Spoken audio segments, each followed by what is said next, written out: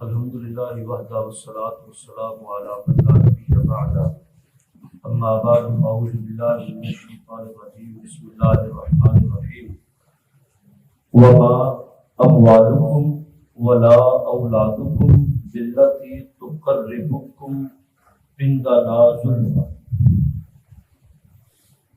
الا من آمن وعمل صالحا فاولئک لهم جزاء الضعف۔ بڑی کمال سٹیٹ فارورڈ بات کی اللہ رب العالمین نے، اور بڑی زبردست ایک سٹیٹمنٹ دے دی ہے۔ ابہام ہی دور کر دیے ہیں، شکوک و شبہات ہی دور کر دیے ہیں۔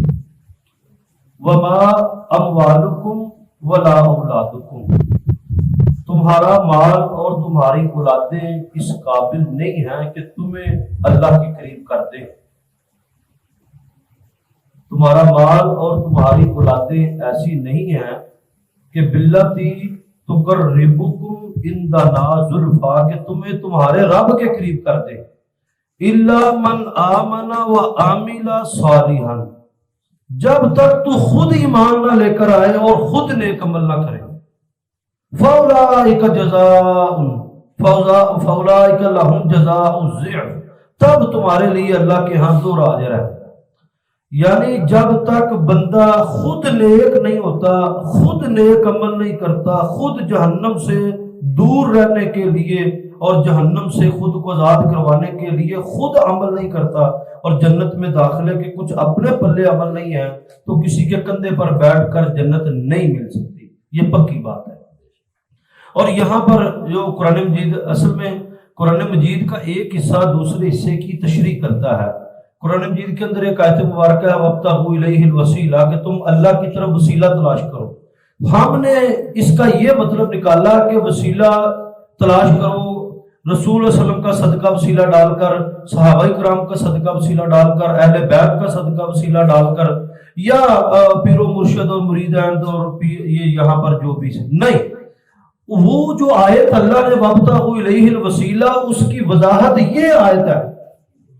تمہارا اپنے عمل تمہیں رب کے قریب کر سکتے ہیں۔ حضرت ابراہیم علیہ السلام نے جو قربانی پیش کی، تقرب سے ہی قربانی نکلا، اپنے پتر کی گردن پر چھری چلانا۔ اب گردن پر چھری چلانا کون سی انسانیت ہے؟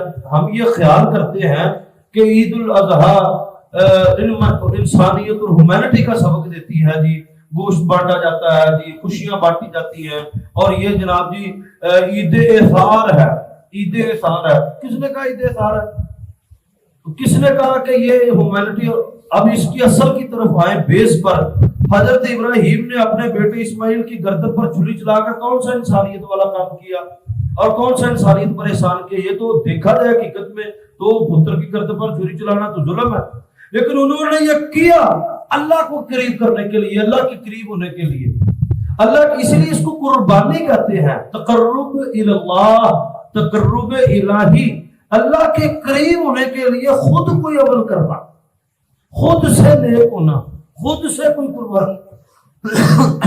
قربانی دینا۔ نبی اکرم صلی اللہ علیہ وسلم کی کئی سارے، حضرت فاطمہ رضی اللہ تعالی عنہا کو نبی اکرم صلی اللہ علیہ وسلم نے یہ بات کی کہ اے فاطمہ، جنت میں تم اپنے عمل کی بنیاد پر جاؤ گی، یہ نہ گمان کرنا کہ تیرا والد نبی ہے تو تمہیں بچا لے گا۔ اللہ جنت عمل کرنے والوں کو عطا کرتا ہے۔ اس زوم اور بھول میں نہ رہنا، یہ خود عمل کرنا اور اپنے عمل سے اپنے رب کے قریب ہونا۔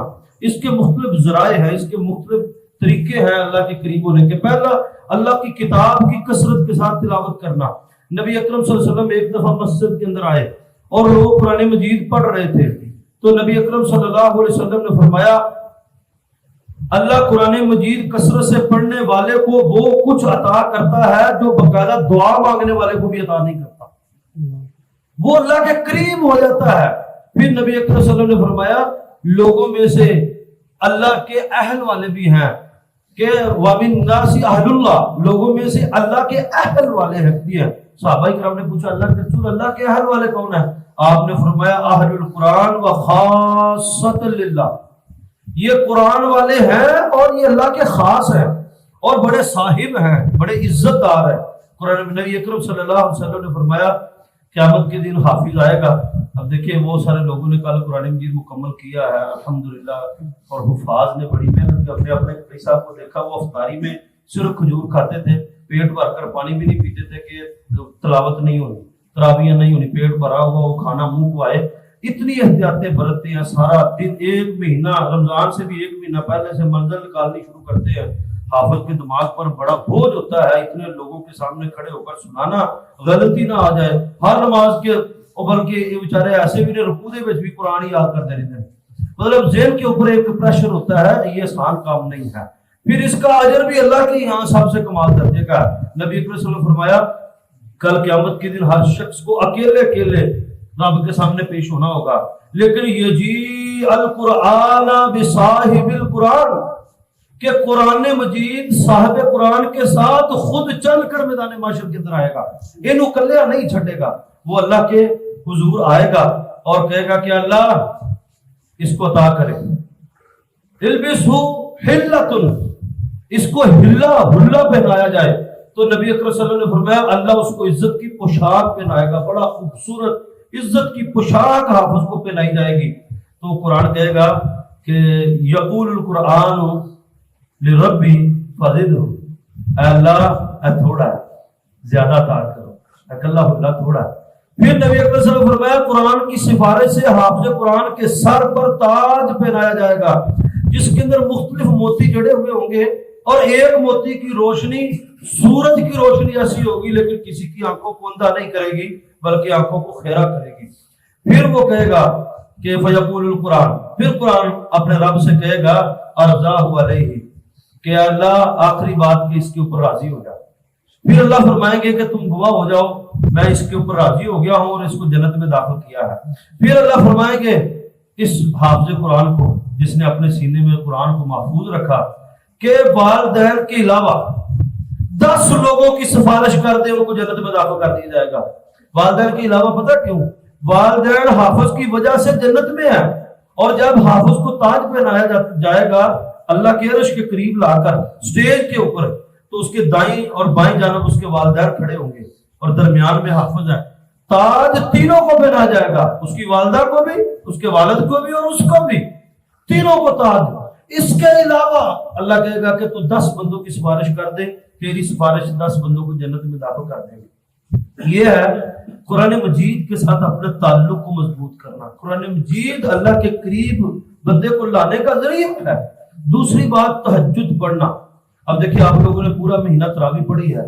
تراویح یہی ہم کہتے ہیں کہ تراویح بیسیکلی کوئی الگ سے کوئی نماز نہیں ہے، یہ تہجد ہی ہے۔ نبی اکرم صلی اللہ علیہ وسلم نے جو 3 دن تراویح پڑھی پھر آپ نے تہجد نہیں پڑھی، وہ تہجد ہی فرسٹ وقت میں آ گئی، اور عام دنوں میں تہجد آخری وقت میں آ گئی۔ نبی صلی اللہ علیہ وسلم نے فرمایا ما یکون اقرب الی اللہ صلاۃ الجوف اللیل، جوف کہتے ہیں پیٹ کو، پیٹ درمیان میں ہوتا ہے، نیچے بھی ٹانگیں اوپر دار، درمیان میں پیٹ ہوتا ہے۔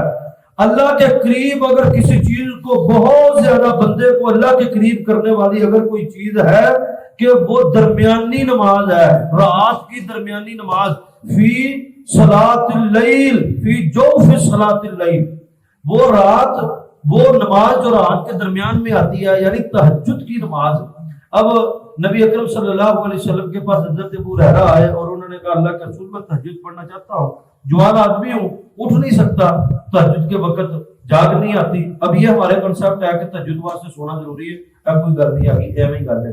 حضرت ابو ہریرہ کو نبی اکرم صلی اللہ علیہ وسلم نے فرمایا ٹھیک ہے پھر تو عشاء کے فوراً بعد 8 رکعتیں پڑھ لیا کر تہجد کی، تو یہ تمہارے لیے کافی ہے۔ تو حضرت ابو ہریرہ عشاء کے ساتھ ہی تہجد پڑھ کر سویا کرتے تھے۔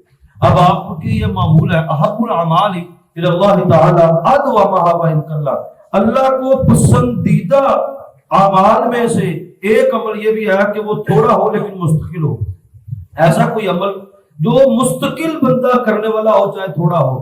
آپ نے پورا مہینہ تراویح پڑھی ہیں، اب کوشش کریں کہ اس کو پکا کر لیں، 8 نہیں تو 6 پڑھ لیں، 6 نہیں تو 4 پڑھ لیں، 4 نہیں تو 2 پڑھ لیں، تہجد کی جگہ پر عشاء کے ساتھ ہی تہجد پڑھ کر سوئے، یا کوئی تہجد میں اٹھ سکتا ہو کیونکہ نبی کو نے فرمایا اللہ اپنا عرش چھوڑ کر پہلے آسمان پر آتا ہے، حال میں مستغفرین، حال میں مستغفر، حال میں مسترزقین، ہے رزق منگن والا، ہے اولاد منگن والا، ہے بیماری تو شفا منگن والا، ہے جڑا او معافیاں منگن والا اپنے گناہاں تو اللہ اپنا عرش چھڑ کے پہلے آسمان پہ آیا۔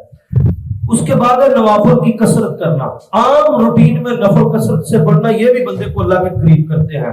رسول اللہ صلی اللہ علیہ وسلم نے فرمایا ایک آدمی کثرت کے ساتھ نفل پڑھتا ہے، پڑھتا رہتا ہے یہاں تک کہ اللہ اس کے کان بن جاتا ہے جس سے وہ سنتا ہے، اللہ اس کی آنکھیں بن جاتا ہے جس سے وہ دیکھتا ہے، اللہ اس کی زبان بن جاتا ہے جس سے وہ پڑھتا ہے، بولتا ہے، اللہ رب العالمین اس کے ہاتھ بن جاتا ہے جس سے وہ پکڑتا ہے، اللہ اس کی ٹانگیں بن جاتا ہے جس سے وہ چلتا ہے، پھر وہ جو مانگتا ہے اللہ اس کو عطا کرتا ہے، پھر وہ ایسا سراپا ہدایت اور سراپا نور بن جاتا ہے کہ وہ جب بھی اللہ سے کوئی مدد مانگتا ہے، دعا مانگتا ہے، وہ مستجاب الدعوات بن جاتا ہے، اللہ اس کی دعاؤں کو قبول کرتا ہے۔ رسول اللہ صلی اللہ علیہ وسلم کی ایک بندہ خدمت کیا کرتا تھا، صحابی رسول اللہ علیہ وسلم جب قضاء حاجت کے لیے باہر کو جاتے تو وہ لوٹا پانی کا لے کر جاتا، وضو کرتے تو وہ پانی کا لوٹا آپ کی خدمت ہر وقت کرتا۔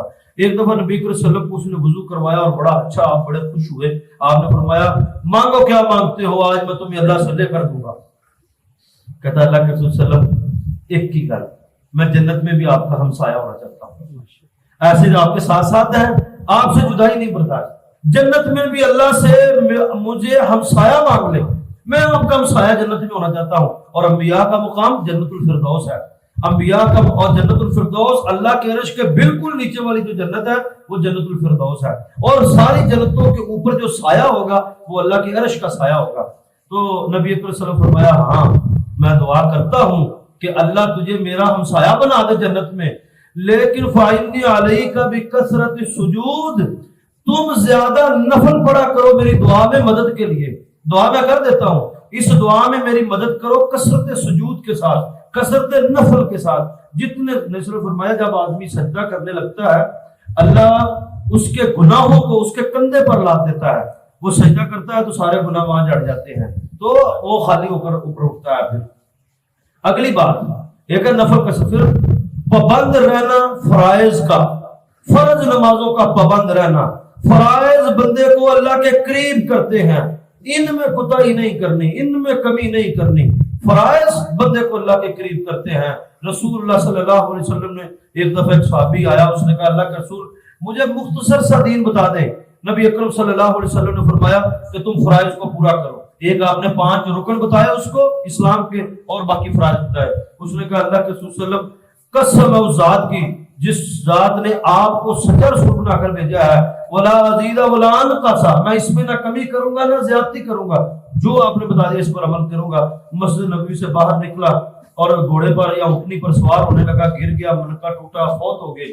جیسا فرمایا تم میں سے جس شخص نے جنتی دیکھنا ہو اس شخص کو دیکھ لے، یہ فرائض پر پابندی کی میرے سے وعدہ کر کے گیا اور یہ جنتی ہے۔ آخری بات دعا کو کثرت کے ساتھ کرنا، دعا کثرت کے ساتھ۔ وَإِذَا سَأَلَكَ عِبَادِي عَنِّي فَإِنِّي قَرِيبٌ، جب بھی میرے بندے پوچھیں کہ رب کہاں ہے تو کہنا قریب، وہ شاہ رگ سے بھی زیادہ قریب ہے۔ اجیب، وہ قبول کرتا ہے، دعوت الداعی، ہر اس کی دعا، اذا دعان، جب وہ پکارتا ہے، جب وہ پکارتا ہے اللہ اس کی گویا دعا بندے کو اللہ کے قریب کرتی ہے۔ رسول اللہ صلی اللہ علیہ وسلم نے فرمایا جس شخص کے لیے دعا کا دروازہ کھلا ہوا ہے فتحت لہ ابواب الرحمہ، اس کے لیے اللہ کی رحمت کا دروازہ کھلا ہوا ہے۔ جس نے اپنے لیے دروازہ دعا کا بند کر لیا، رمضان سے دعاؤں کی ہیں، اس کے بعد 6 مہینے بعد دعا کبھی کی نہیں، دعا باقاعدہ کریں، دعا کرنے کی عادت بنائیں، دعا کرنے کا طریقہ اور سلیقہ سیکھیں، دعا کریں، دعا میں اپنے اللہ سے باتیں کریں، یہ بندے کو اللہ کے قریب کرتی ہے۔ اللہ رب العالمین ہم کی توفیق عطا فرمائے۔